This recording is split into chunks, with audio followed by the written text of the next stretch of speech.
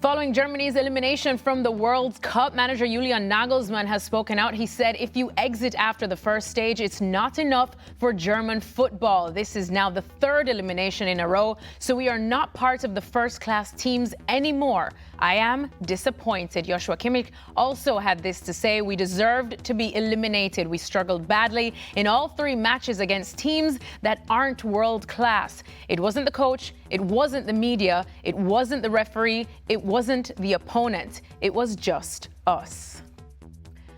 Jan Fjørtoft still here with us. Jan, what do you make of what Nagelsmann and Kimmich had to say? Well, first of all, I've seen some headlines around the world saying this is not the Germany we know. Of course, this is Germany we know. This is exactly the Germany we know. This is 2018 Germany. This is 2022 Germany. And we were able to say that, and I did. I said how bad managed this German team is. And that is down to Julian Nagelsmann. His leadership hasn't been good enough. It's been 6 months now before the World Cup. There is Neuer here and Neuer there, Baumann here and Bauer there. And this doesn't make a good dressing room. To lose a dressing room, we're talking a lot about losing a dressing room, but you have to win the dressing room as well. That is on Nagelsmann. The rest is on the players. The German team, there's so many of these players are overestimated.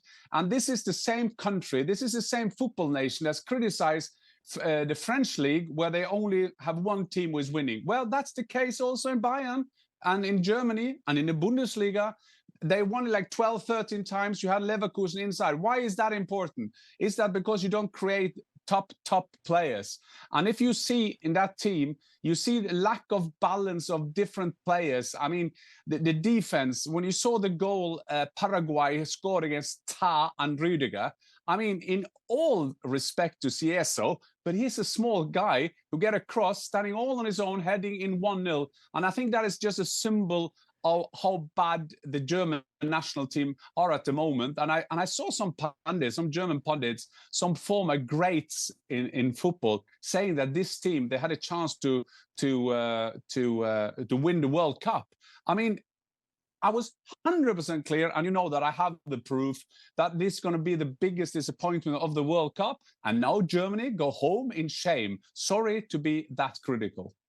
Well, Jan, even before Germany were eliminated, there were heavy links for Jürgen Klopp to become the next manager of Germany. Now that they have been eliminated, and all what you said about Julian Nagelsmann, has he stepped down? What are you hearing? Is he close to stepping down?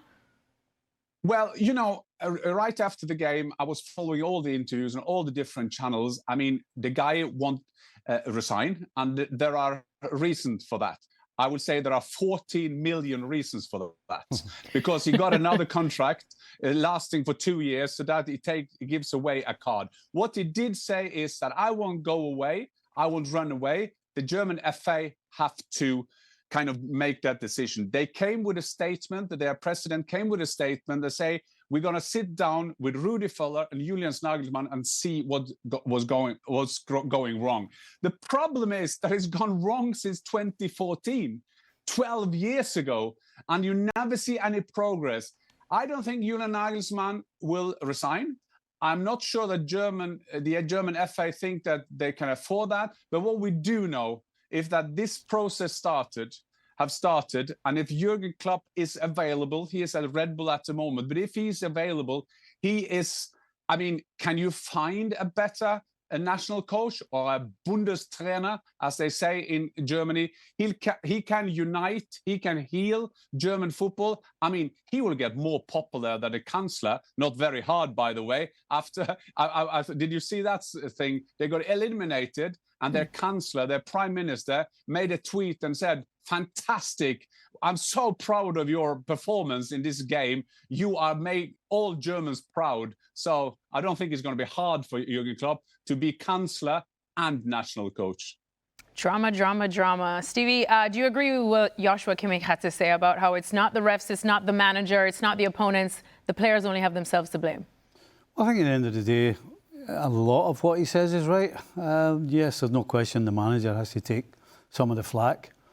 But, you know, I remember Jan talking about this German side, and he wasn't sure about them whatsoever. And I agreed. I thought defensively, particularly the centre-back spots, I I just think they're not particularly great, regardless of whether Schlotterbeck plays or anybody else, whoever it is. But if you think about it now, you look at the front four with Wirtz, Musiala, Sane and Havertz, none of them coming into this were in any great form. Yeah. Sane's in Galatasaray for a reason. There's a reason he's not at Bayern.